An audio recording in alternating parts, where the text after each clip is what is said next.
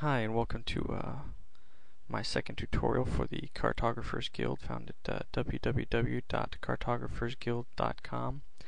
This tutorial was requested on that forum by Melee Guy, who asked me about the texture that I used in my May competition entry for the Mud Golem Cave. He wanted to know a little more about how I made the mud texture. Well, first off, here's the actual texture that I ended up with, where you can kind of see the stair-steppy mud spreading like it kind of just washed in from somewhere and settled, but hasn't quite dried yet.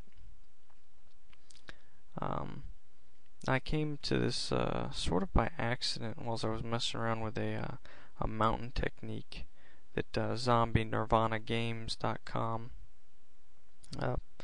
posted in one of his tutorials. Basically what you do to kind of recreate the effect here very briefly is you make a solid color layer by going down to this circle that's half shaded and go to solid color and just select kind of your brown or whatever color you're doing for whatever kind of project you're working on. And then it comes with a layer mask attached to it. Just go ahead and invert that by hitting Control I. And I'm going to take off that layer.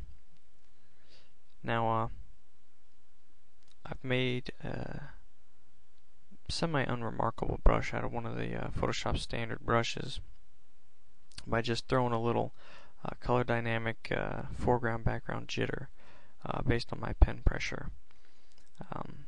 The brush actually is just kind of a fingerprint looking smudge, and it's just one of the standard brushes that you can find in the brush palette in Photoshop.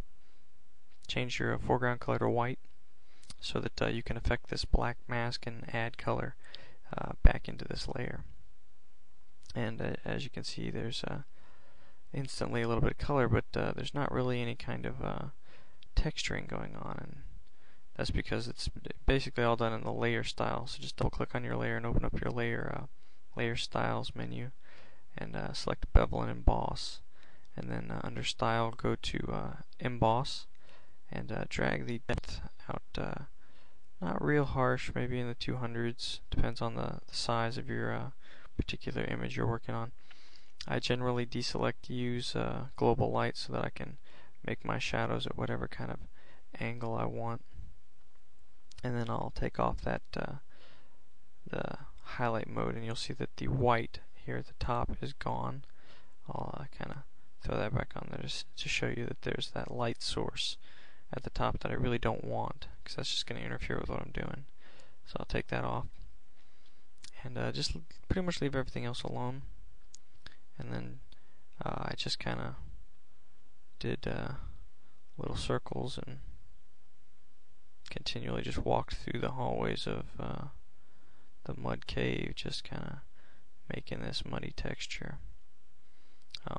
Obviously this kind of a brushing technique has got lots of applications for making ridges and mountains and kind of a rocky type, goings on, based on different settings. But that is basically what I've done.